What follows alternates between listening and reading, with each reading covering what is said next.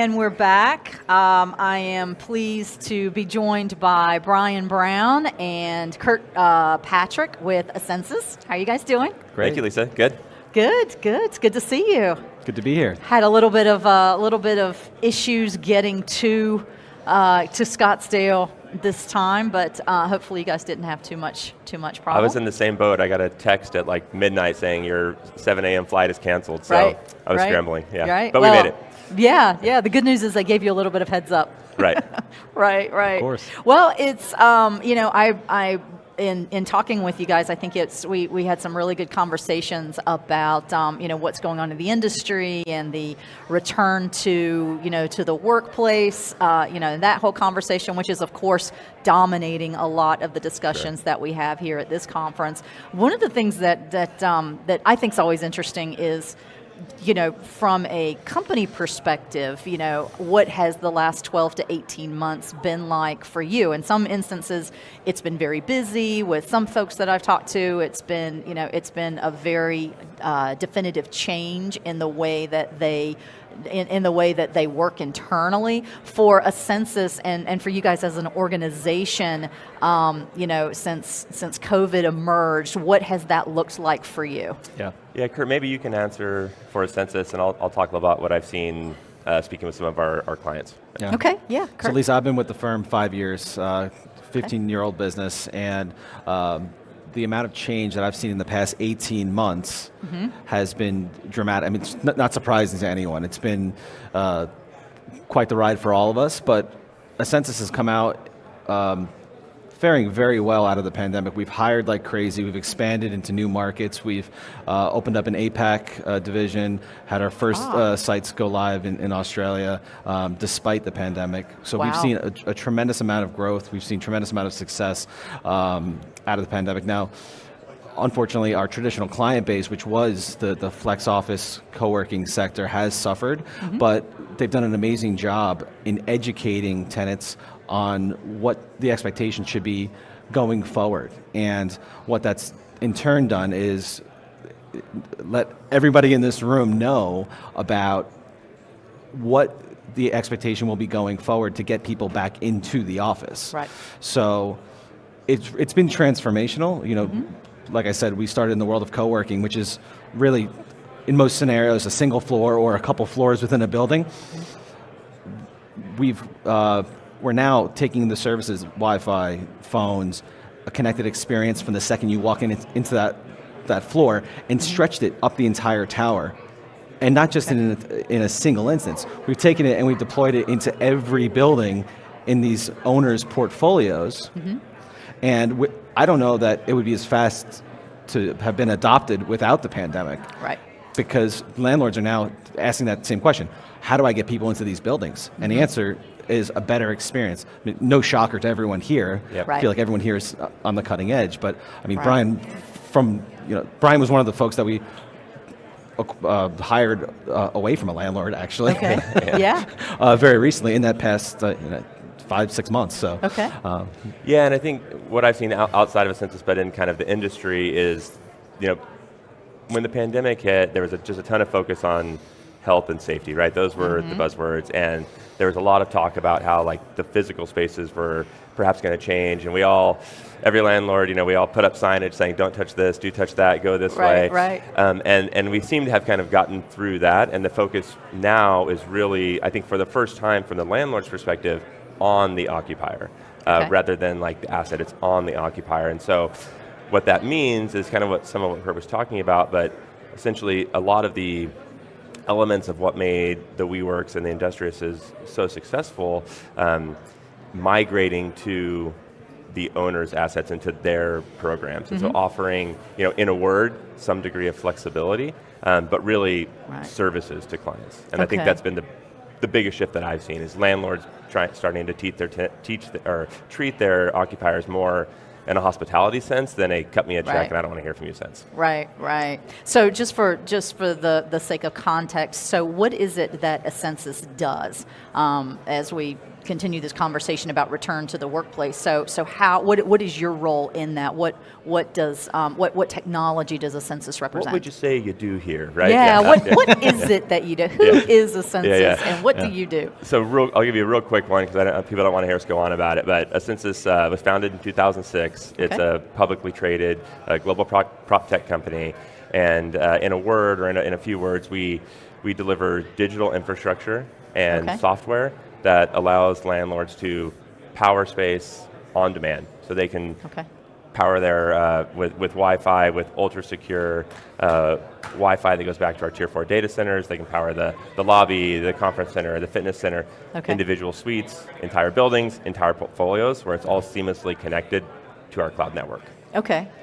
Not an insignificant technology for tenants. Yeah, and it's really new for landlords to adopt this, but they certainly are. I mean, just a moment ago, Robert from Vornado was up here. That's a new feather in our cap. One Penn Plaza, we power that building with Vornado. Right. I kind of like to say 50 years ago, nobody was building spec suites because we could never in a million years guess what the tenant would actually want to build. Of course, now 10% or more of every building is pre-built, and the alterations that go into that are minimal, if any. And why don't we do that for technology? I think typically landlords have been shied away from that, been kind of scared of it. You get an LOI that says landlord to provide internet and cabling, and it gets struck out and it's never spoken of again. Right. It doesn't have to be that way. Essensys allows the landlords to provide that service, which is one tenants want. To do it profitably while saving the occupier money. Well, it goes back to the experience, right? Exactly. That you were talking about, Totally. Kurt, and about what tenants are, what are tenants demanding, what really contributes to that experience, what gives them that experience.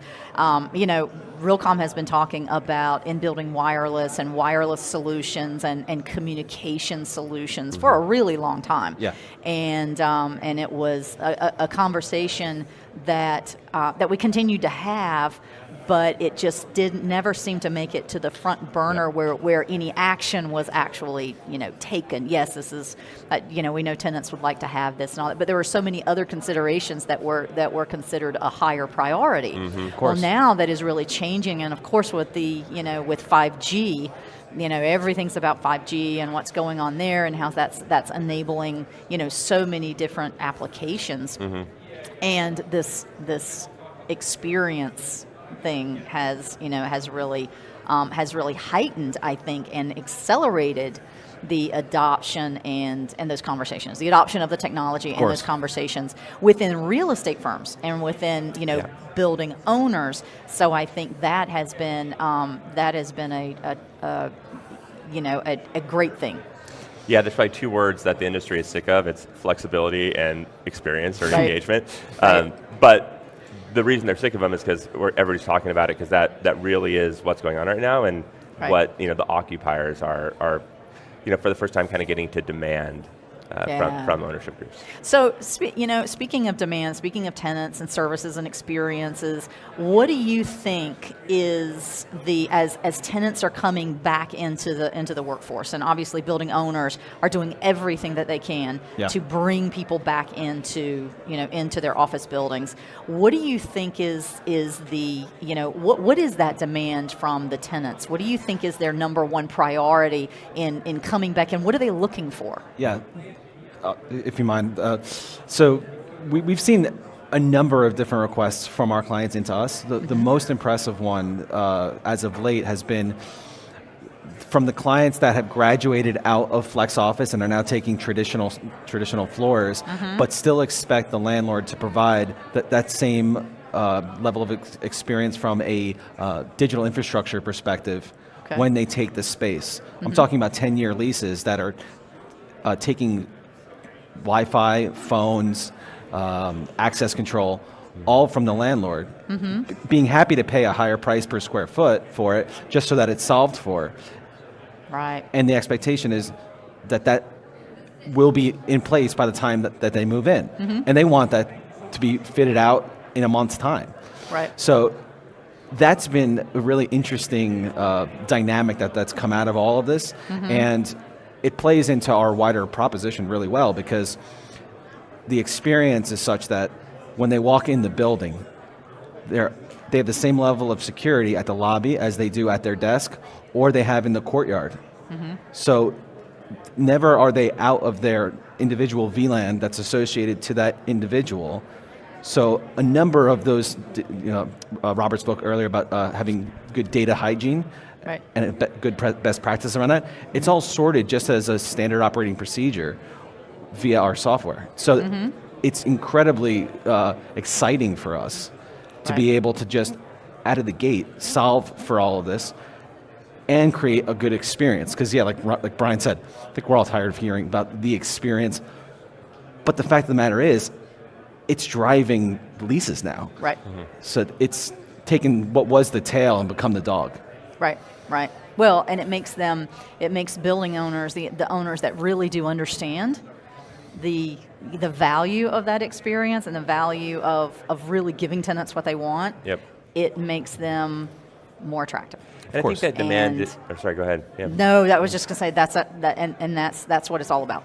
Yeah, 1,000%. And I think that demand is, again, it really is just like flexibility. I mean, everybody is still figuring out like what does our like full return to the office look like? Right. What are we doing some type of, and there's just no one size fits all. And so it's being able to offer an office product that's similar to the way we consume all other products, that just meets their need kind of in the moment. Right. And that's, to put a pin on it, that's like exactly what we enable. So it feels like a good place. Right. What do you have any one client that is really leaning in and taking advantage of all that you have to offer, where they're really, implementing a lot of the technologies that you guys, and obviously you're the experts, and you have seen what works and seen how they can really have the largest scope of services and really provide that experience to their tenants. Is there a particular client that's really leaning in and embracing and adopting this solution? Yeah. Tishman Speyer, they went from having a single floor in Rock Center for their studio product, where they took us for really the network, billing, booking, meeting room management. We partnered with Lane on the member experience side in that particular project. VTS Lane, and we've created something that was highly replicable, and we now power every one of their studio spaces. What's the latest count of square footage? It's scaled up to, I don't know if it's 1 million, but it's just shy of 1 million square feet of this kind of flexible studio product. Okay. And gone from just the flex floors to traditional tenants as well. So that's actually one of the case study that I used earlier. It was in a Tishman building in LA where the client graduated from their studio space into a traditional lease. So it's them. I'd also say Heinz is well on their way. So we're really happy working with them to power Texas Tower. That's a massive project that's underway and should be delivered in a month or so. So Annie Rinker and Jesse and John DeVoe, awesome to work with there, and they're really thinking about all the right things and deploying really ahead of the curve because they see the vision. Yeah. Well, those real estate organizations, those guys are really spot on in knowing what's coming and what's needed, and they are definitely leaning in organizations, and I think that's a great foundation from which to build. And having other real estate organizations, whether they're mid-size or small or large, like a Heinz or a Taubman, to see that it can be done. And it can be done seamlessly, and it is not without pitfalls. I'm sure there are challenges and other things. Like you said, every real estate portfolio is different. But to know that can be done, and it's and it doesn't have to be that hard. Yes, I think that's. Thank you for saying that. That's exactly what it is. I think there's been such a trepidation to get involved in it, and that's like what we're solving for. Like, it can be hard, but it really doesn't have to be. And frankly, everybody here is doing their part to make that easier, and it's where we have to go. Right. Well, let us be the easy button in the 1 second that we have left. Yeah. Right. That's right. We're almost out of time. This was a great conversation, and I'm really looking forward to hearing more from Essensys and what you guys are doing, and looking forward to to seeing you later on in the show. This is the last day, and so there are only a couple of hours left, but certainly if you're out there and this is of interest, this technology, they should contact you and get more information. Definitely. Thank you, Lisa. Thank you for being here. Thank you, Lisa. Thanks.